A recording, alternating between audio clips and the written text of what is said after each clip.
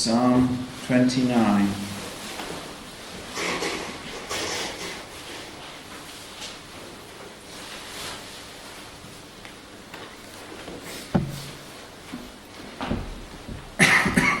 Psalm 29, a psalm of David. Give unto the Lord, O ye mighty, give unto the Lord glory and strength. Give unto the Lord the glory due unto his name. Worship the Lord in the beauty of holiness. The voice of the Lord is upon the waters.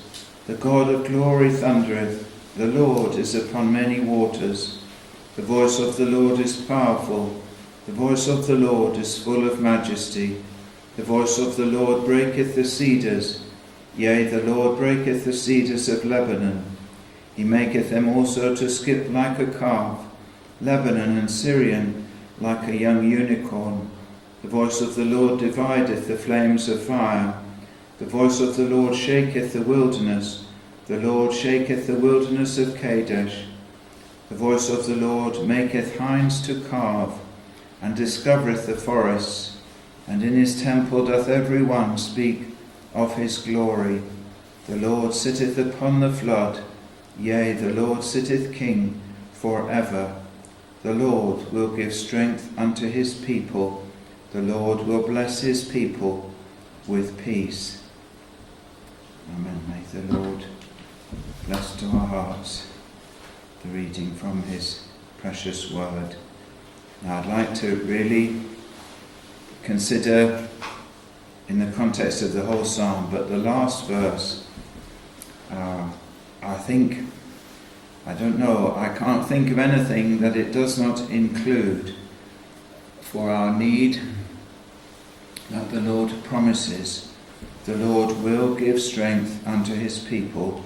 The Lord will bless his people with peace. Wonderful, gracious promise and encouragement. And in the context of this psalm, beautiful, poetic representation of a thunderstorm. Some think it was written by David during a thunderstorm. Some even think it should be sung during a thunderstorm. But like possibly Psalm 8 was possibly written when David was considering the heavens, the stars, the night sky. Psalm 19 even possibly on a bright sunny day, looking at the passage of the sun over the sky. But this is speaking, I'm sure, of a thunderstorm, and beautifully put, but to give glory to the Lord, to draw from it the lesson of the Lord's almighty power, which in one sense the thunder, the storm, is to impress upon us and upon all people. And with that, this wonderful promise that yes, the Lord is glorious and mighty and does whatsoever he will, but it is this Lord who promises to give strength unto his people and will bless his people with peace. This, in one sense, invincible Lord over all things, he will do this for us, and a great encouragement in one sense at any time, but particularly if we're hard pressed, that the Lord will give us the need for strength, and the Lord will bring a good outcome, will bless his people with peace. If I may just briefly just go through the psalm. Give unto the Lord, O ye mighty, give unto the Lord glory and strength, the call to all, but in one sense particularly the rulers. Give unto the Lord glory and strength. Acknowledge him as over all, and give unto the Lord the glory due unto his name. He is the one to be worshipped and glorified, and as such worship the Lord in the beauty of holiness. A prime way, as it were, that we give unto the Lord glory to his name. And then the voice of the Lord, I think we may say the thunder, but Going beyond that, the voice of the Lord is upon the waters, the God of glory thundereth, the Lord is upon many waters over all the earth. It was our brother last week, Adrian Kerry Jones, was making a beautiful application about the voice of the Lord Jesus Christ and being as the sound of many waters, and how much greater that is than all the rulers of this world in comparison.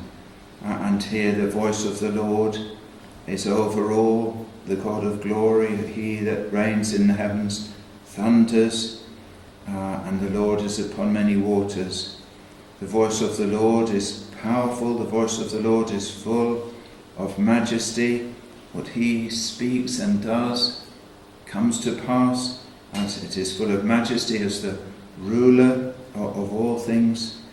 The voice of the Lord breaketh the cedars, yea, the Lord breaketh the cedars of Lebanon. The great men, sometimes compared to great trees, the Lord is over them, and he may, in his power, break such and bring such down, but obviously also the thunderstorm, the lightning and so on, breaks the cedars, the trees. He maketh them also to skip like a calf, Lebanon and Syrian like a young unicorn. Over all the nations the voice of the Lord divideth the flames of fire. I think speaking of lightning, he sends the lightning exactly where he will have it to be.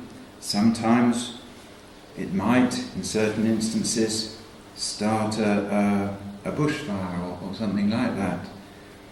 But it is his voice that directs it. The voice of the Lord shaketh the wilderness of Kadesh. The voice of the Lord maketh hinds to calve, and discovereth the forests. Through possibly fear, the deer calve, but it is over all things his voice and his providence, and is mighty and glorious, and nothing can, as it were, stand in his way. I was listening to somebody speaking, I can't remember the name of the storm, was it Storm Ingrid, a few weeks ago, that came so strongly in Cornwall, and somebody in Penzance saying how frightening it was, really, how strong the wind was. I remember many years ago the hurricane, as it was called, 1987, and whole woods in Sussex just sort of blown down. And where we were in Muswell Hill, the woods, many of the trees blown down. But the Lord is mighty, and so he also works in the affairs of men to direct and to overrule and to bring down and to do whatever he wills. The Lord sitteth upon the flood, yea, the Lord sitteth king forever. Lord over, one might say, the flood, Noah's flood. He directed this enormous, great cataclysm, all under his control. So nowadays, creationists think nowadays, though I haven't looked at it in detail, that during the flood there was the movement of the continents, plate tectonics as it's called. But enormous activity under, as it were, the Lord's hand and control. And the Lord over all the world, the nations as the sea, he sits upon it, and he sits king forever. None shall overthrow him. He will always be the one over all.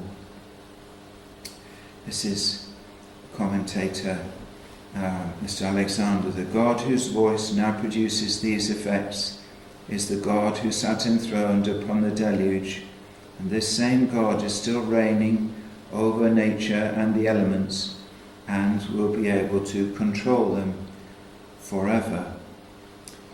And he it is, this mighty, great Lord, who then promises this wonderful promise: the Lord will give strength unto his people. The Lord will bless his people with peace.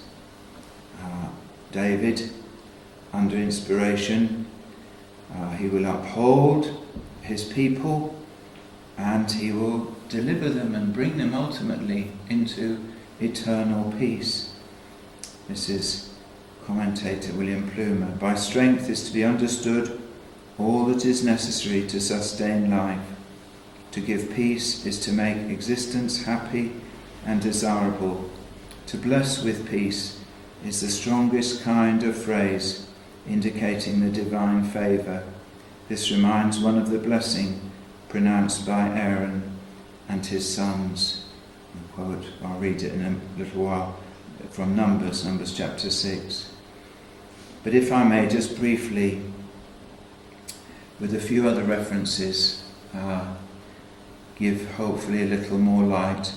The Lord will give strength unto his people, and briefly looking at it, this same promise is made many times in the scriptures. In the psalm before, 28, verse 8 and 9, the Lord is their strength, and he is the saving strength of his anointed. Save thy people, bless thine inheritance, feed them also, and lift them up forever. But the Lord is their strength. Psalm 68 and verse 35.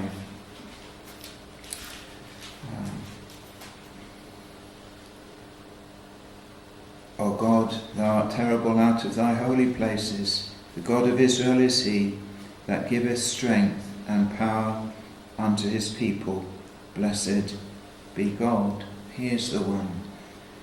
Isaiah, very well known, isn't it? Isaiah chapter 40 and the latter verses, that he will give strength to those that wait upon him. He giveth power to the faint, and to them that have no might he increaseth strength.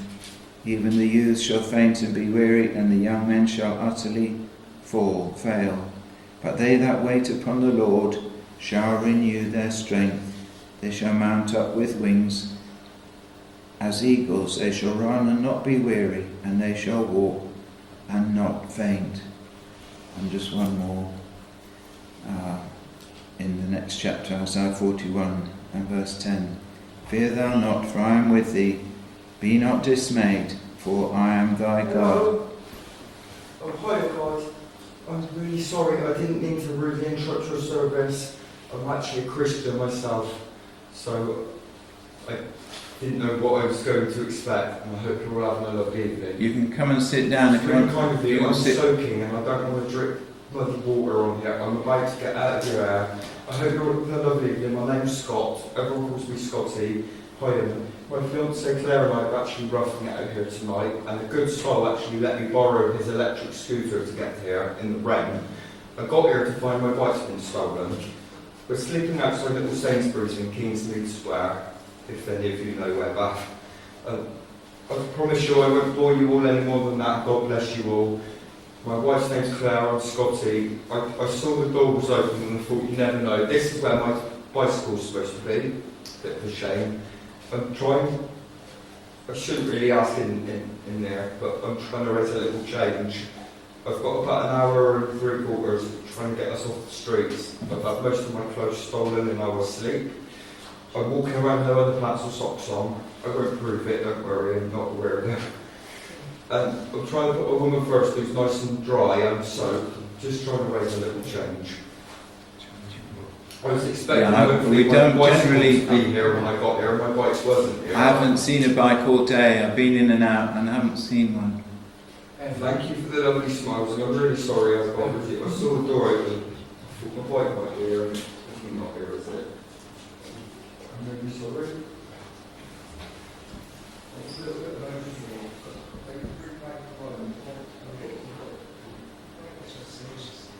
Let me read Isaiah 41 verse 10. Fear thou not, for I am with thee. Be not dismayed, for I am thy God. I will strengthen thee, yea, I will help thee, yea, I will uphold thee with the right hand of my righteousness. And just some ways that the Lord does give us strength. The first, to keep his commands, to deliver us from sin. Does he not say to Joshua at the beginning of the book of Joshua to be strong and courageous, be strong and of a good courage, for unto this people shalt thou divide for an inheritance the land which I swear unto their fathers to give them. Only be thou strong and very courageous, that thou mayest observe to do according to all the law which Moses my servant commanded thee. Turn not from it to the right hand or to the left, that thou mayest prosper whithersoever thou goest. This book of the law shall not depart out of thy mouth, but thou shalt meditate therein day and night, that thou mayest observe to do according to all that is written therein. For then thou shalt make thy way prosperous, and then thou shalt have good success. Have not I commanded thee? Be strong and of a good courage. Be not afraid, neither be thou dismayed, for the Lord thy God is with thee, whithersoever thou goest. And surely will he not give us that strength, particularly if we ask him to keep his commands? I know these things are very overlapping, but to stand firm in the Lord, be strong in the Lord and in the power of his might, to stand strong, as Paul tells us in Ephesians 6. He gives us the armour of God and, in one sense, the strength to bear it. Resolve, if that's the right word, or courage, mental resolve to face, particularly in the face of threats. Paul, speaking of when he was being tried, says this very honestly, 2 Timothy 4, verse 17, notwithstanding the Lord stood with me and strengthened me, that by me the preaching might be fully known, that all the Gentiles might hear, and I was delivered out of the mouth of the lion. And I think he's speaking that he was strengthened not to deny the Lord, though he was before Caesar's tribunal, that he was strengthened to stand firm and to confess the Lord graciously and boldly. It's interesting, I was delivered out of the mouth of the lion. Didn't the Lord? David, he delivered his lamb out of the mouth of the lion, out of a bear.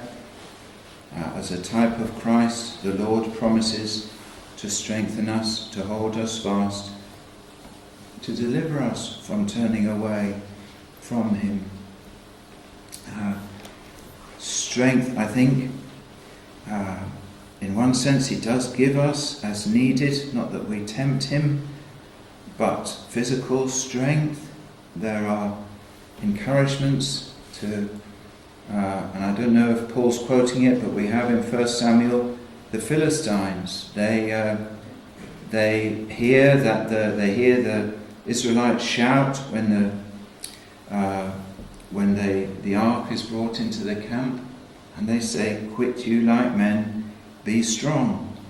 And Paul uses the same words, whether it's a deliberate quote, but the end of 1 Corinthians, that we may be strong.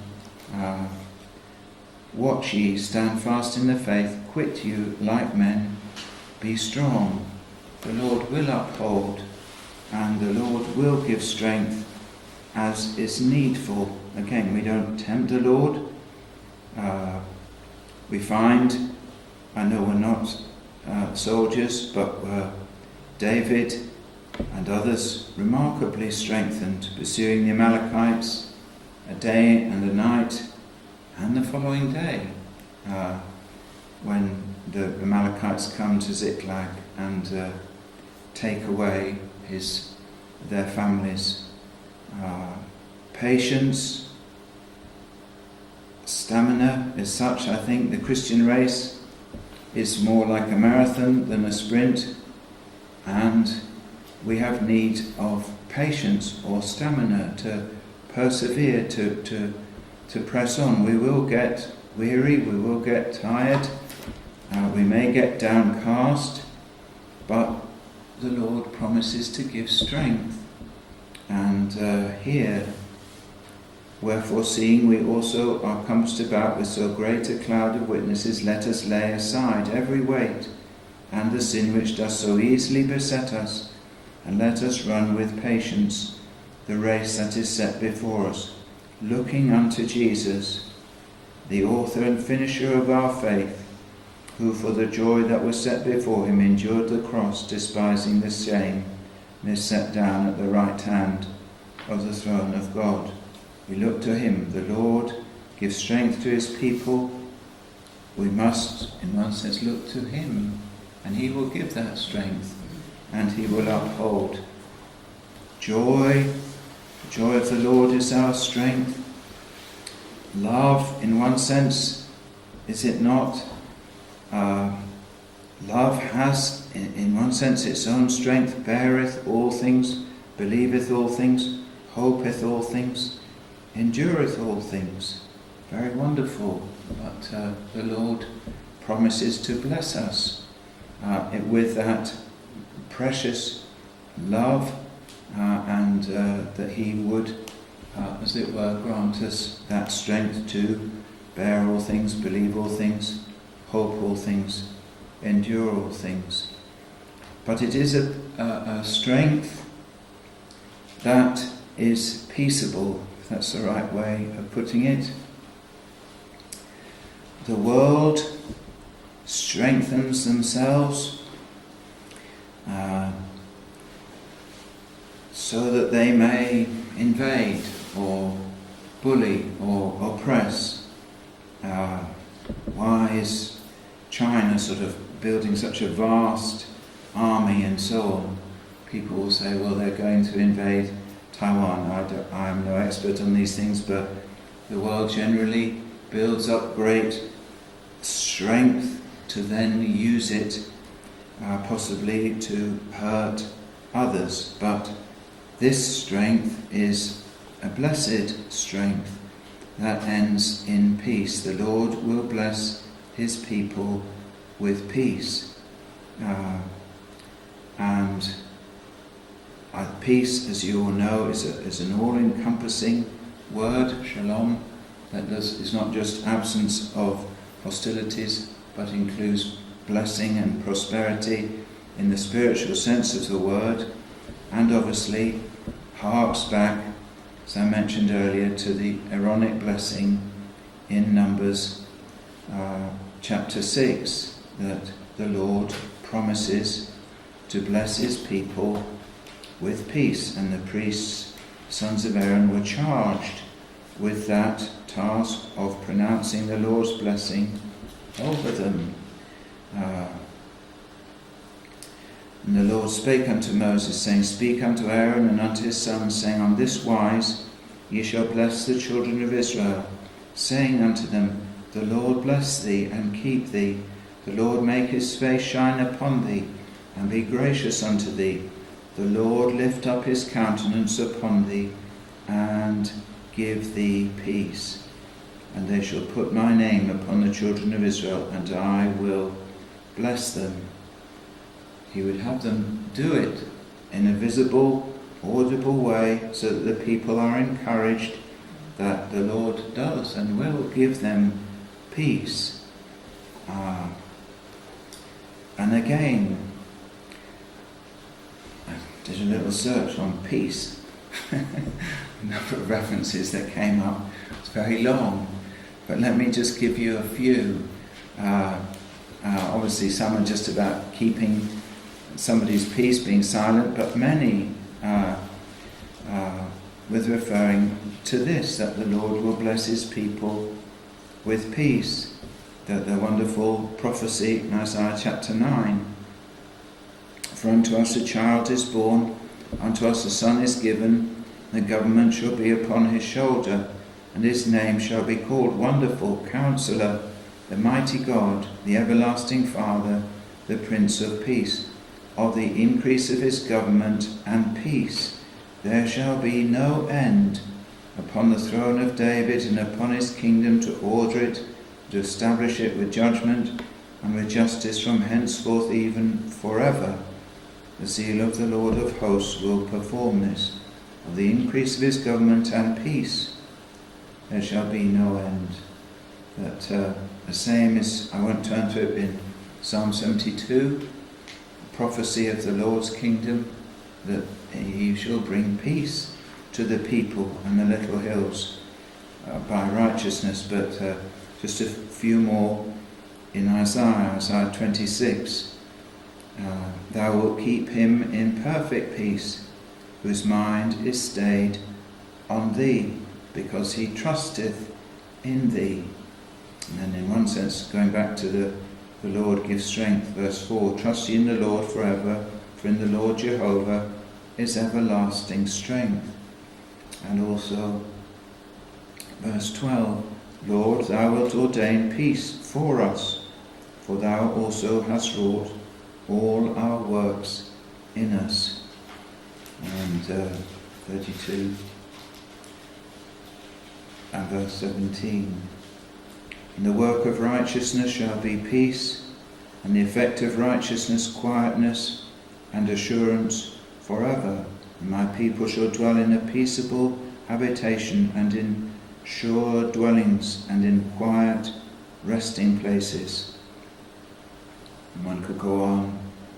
Isaiah 54, wonderful promises 55, and others too. But just briefly a few from the New Testament.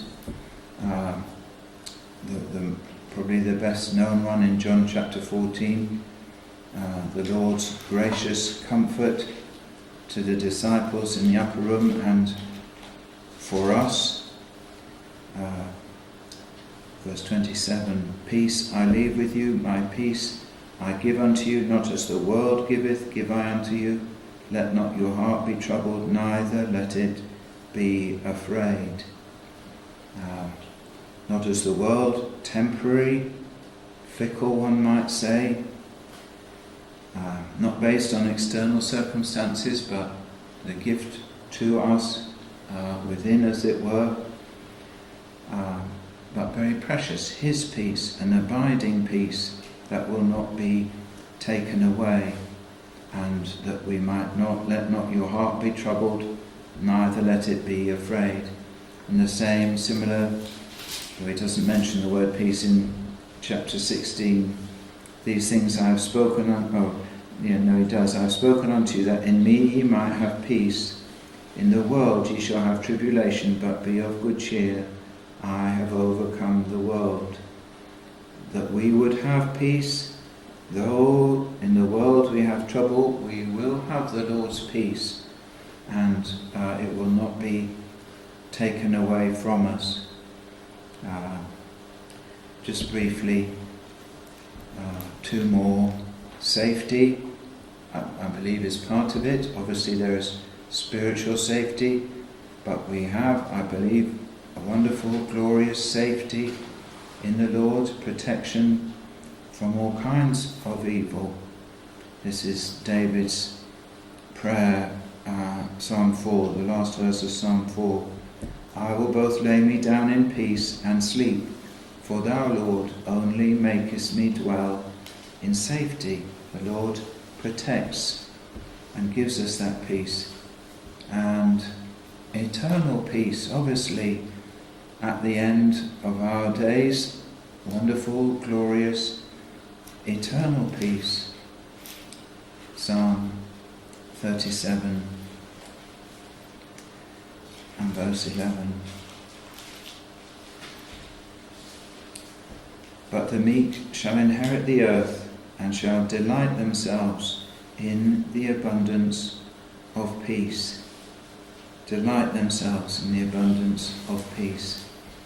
Is it not, in one sense, more precious than anything the world gives, to have that peace, to have that assurance of peace, to have the Lord to go before us, to plan our way, to give us peace? I remember a brother now with the Lord, some of you may remember him, Rupert Bunton. He said, often it is that we do have trials and difficulties for a short while in life, but then there's often much, much longer period of peace and quiet. And I think if we're honest, that is often the way the Lord does. Cause us to pass through difficulties and trials, but brings us out into a place of peace which is far, far longer than the time of trial, and very precious that He does promise us that the Lord will bless us with peace. And let me just read in conclusion. We must pray for these things, pray for strength, pray for peace and quietness. But this is Spurgeon from his Treasury of David. Power was displayed in the hurricane whose course this psalm so grandly pictures, and now in the cool calm after the storm, that power is promised to be the strength of the chosen. He who wings the unerring bolt will give to his redeemed the wings of eagles. He who shakes the earth with his voice will terrify the enemies of his saints and give his children peace. Why are we weak when we have divine strength to flee to? Why are we troubled when the Lord's own peace is ours? Jesus, the mighty God, is our peace. What a blessing is this today. What a blessing it will be to us in that day of the Lord, which will be in darkness and not light to the ungodly. Dear reader, is it not this a noble psalm to be sung in stormy weather? Can you sing amid the thunder? Will you be able to sing when the last thunders are let loose and Jesus judges quick and dead? If you are a believer, the last verse is your heritage, and surely that will set you singing.